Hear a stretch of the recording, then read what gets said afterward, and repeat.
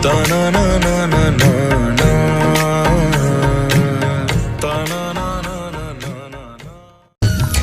सभी दोस्तों को राधे राधे। कुंज बिहारी श्री हरिदास। दोस्तों, हम वृंदावन जाएं, अयोध्या जाएं, कृष्ण की कथा हो या राम कथा हो या किसी महापुरुष की कथा हो, किसी संत की हो, हमें अगर उस पर विश्वास नहीं है तो सुनना भी व्यर्थ है। हम भगवान के बारे में सुनते तो रहते हैं पर हम उसको जानते नहीं, उसकी महिमा हमें पता नहीं। तो भगवान चाहे हमारे बगल से निकल जाएं, हमें फर्क नहीं पड़ेगा। क्यों? क्योंकि हम नहीं जानते। कोई महापुरुष हो, संत हो, वो हमारे बिल्कुल निकट से। बाद में मित्र ने बताया, पता है ये जो संत जा रहे हैं फकीर टाइप में, बहुत पहुँचे हुए संत हैं। लोग तरसते हैं मिलने के लिए, लोग तरसते हैं एक झलक इनकी पाने के लिए, दर्शन के लिए लोग तरसते हैं। तो हम क्या करेंगे? उस संत के पीछे लग लेंगे। क्यों? क्योंकि अब हमें उनकी महिमा पता चली। बिना महिमा के महापुरुष भी साधारण लगता है। जब उसकी महिमा पता लगती है तो वही साधारण संत महापुरुष लगने लगता है और हम उसकी ओर दौड़ने लग जाते हैं। इसी प्रकार एक बार मथुरा के निकट एक गांव में एक छोटी लड़की रहती थी। वृंदावन के निकट होने के कारण वहां से बहुत से लोग ठाकुर श्री बांके बिहारी जी के दर्शन को जाते थे। जब वो छोटी बच्ची थोड़ी बढ़कर 5 साल की हुई तो उसके घर वाले बांके बिहारी जी के दर्शन के लिए जा रहे थे। उस समय वाहन बहुत कम थे। उनको दर्शन को जाते देखकर उस छोटी लड़की ने कहा, पिताजी मुझे भी अपने साथ ले चलो ठाकुर जी के दर्शन के लिए। तो पिताजी ने कहा, बेटा अभी आप बहुत छोटे हो, इतना चल नहीं पाओगे। और पिताजी ने भी सोचा मंदिर में भीड़ रहती है, गुड़िया परेशान हो जाएगी, थोड़ी बड़ी हो जाओ तब तुम्हें साथ में ले चलेंगे। बच्ची के मन में ठाकुर जी के प्रति बहुत प्रेम था। वह बस उनका मन से चिंतन करती रहती थी और दुखी भी होती थी कि ठाकुर जी के दर्शन को न जाने कब जा सकूंगी। आज तक गांव में उसके सभी बिहारी जी के दर्शन कर चुके थे। ऐसा उसको लगता था कि केवल मैं ही रह गई हूँ जो मुझे दर्शन नहीं मिले अभी तक। जब वो सब ठाकुर जी के मंदिर और उनके रूप का वर्णन करते थे तो बच्ची के मन में दर्शन की बड़ी लालसा उठती थी। इच्छा होती थी कि मैं भी दर्शन करूं। समय अपने पंख लगा के बढ़ता गया। कई अवसर मिले जाने के पर शायद उसके भाग्य में ठाकुर जी के दर्शन नहीं लिखे थे। धीरे धीरे समय निकलता गया। लड़की विवाह के योग्य हुई। जब वो 17 साल की हुई तो उसके पिताजी को उसके विवाह की चिंता हो गई। उसका विवाह तय हो गया। सहयोग कहो या उसकी ठाकुर जी के प्रति प्रेम, उसका विवाह भी वृंदावन में ही हो गया। वह लड़की बहुत प्रसन्न थी। उसने कहा, बिहारी जी अब कैसे बचोगे? अब तो मेरी शादी ही हो गई है वृंदावन में, कब तक छुपोगे मुझसे? जब विवाह संपन्न हुआ तो वह अपने ससुराल गई। ससुराल में लड़की जाती है तो देवी देवताओं की पूजा अर्चना होती है। उसने सोचा आज तो बांके बिहारी जी के मंदिर जाएंगे। लड़की 1 हफ्ते रही वृंदावन में, लेकिन बिहारी जी के दर्शन अभी भी नहीं हुए। उसको समय बिल्कुल भी नहीं मिला। उसका मन उदास हो गया। वृंदावन में होते हुए भी दर्शन नहीं कर पा रही हूँ। तब तक लड़की के पिताजी विदा के लिए आ गए। फिर रस्म निभाने के लिए वापस अपने घर आई मायके। फिर 1 महीने तक मायके में रही। उसके बाद 1 महीने बाद उसका पति आया लेने के लिए। विदाई हुई।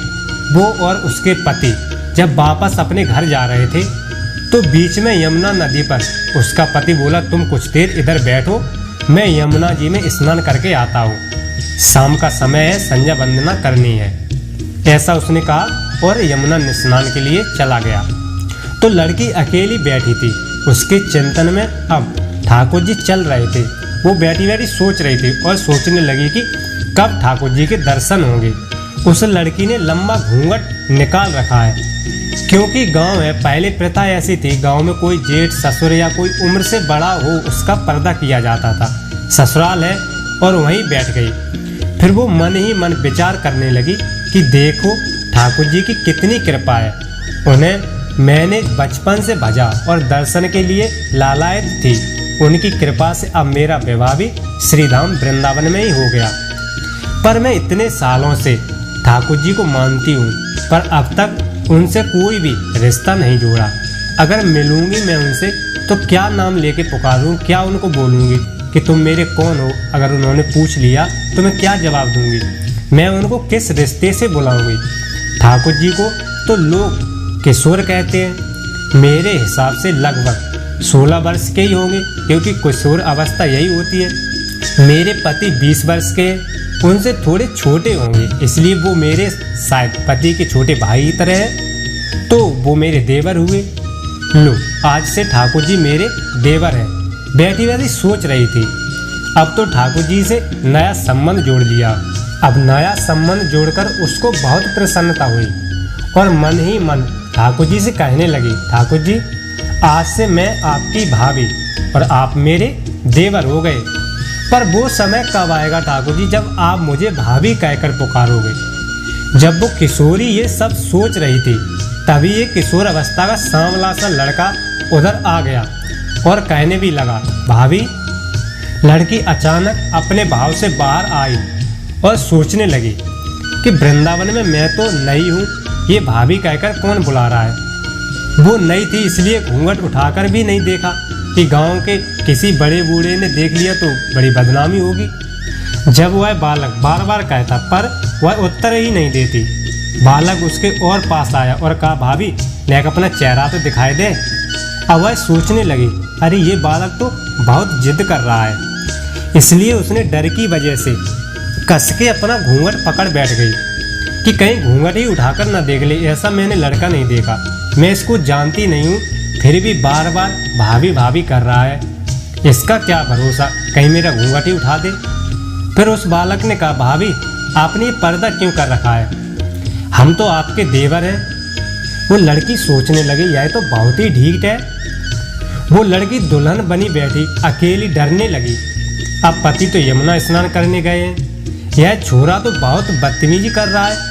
और इतना कहते ही उस लड़के ने घूंघट खींच लिया और चेहरा देख लिया। जब घूंघट उठाया तो उस लड़की ने उसकी एक झलक देख ली। अब भाई जिसने घूंघट उठाया है तो देखना तो पड़ेगा ये कौन है आखिर। तो उसने एक झलक देख पाई, सोचा जब घूंघट ही उठा दिया तो देख तो लूं ये कैसा बच्चा है जो इतनी शरारत कर रहा है। थोड़ी देर में उसका पति भी आ गया। उसने अपने पति से कहा गुस्से में, तुम्हारे गांव के छोरे तो बड़े ही बदतमीज हैं, बहुत ही ढीठ है, निर्लज्ज हैं, बिल्कुल भी शर्म नहीं है। तो पति ने कहा क्या हुआ। तो उसने उस बालक की सभी शरारतें बताई अपने पति को। पति बोला, अरे तुम इतना परेशान मत हो, क्योंकि वृंदावन ज़्यादा बड़ा नहीं है और कभी न कभी वो बालक हमें किसी न किसी गली में नजर आ ही जाएगा और फिर मैं उसे अच्छे से सबक सिखा दूंगा।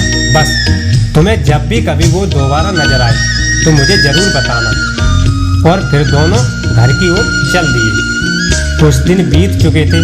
एक दिन लड़के की माँ ने लड़के से कहा कि बेटा तुम दोनों का विवाह हुए काफी समय हो चुका है, सब मंदिरों की पूजा अर्चना हो चुकी है, एक काम करो, अब तो बहू अपने मायके भी हो आई है, तो क्यों ना तुम दोनों जाकर श्री बांके बिहारी जी के दर्शन कराओ।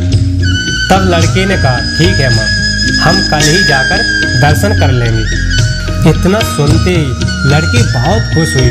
चलो आज वो शुभ दिन आ ही गया जब बिहारी जी के दर्शन करने का सौभाग्य प्राप्त होगा। अगले दिन पति पत्नी ठाकुर जी के दर्शन के लिए मंदिर गए। पहले मंदिर में ऐसा नियम था, महिलाएं आगे खड़ी होती थी और पुरुष पीछे खड़े होते थे। तो लड़की आगे खड़ी थी तो पति देखता है उसने मंदिर में घूंघट डाल रखा है। तभी उसका पति आया और बोला, घूंघट ऊपर कर लो, ये मंदिर है, घूंघट डालकर रखोगी तो बिहारी जी के दर्शन कैसे करोगी, और यहाँ बिहारी जी के मंदिर में कैसा पर्दा।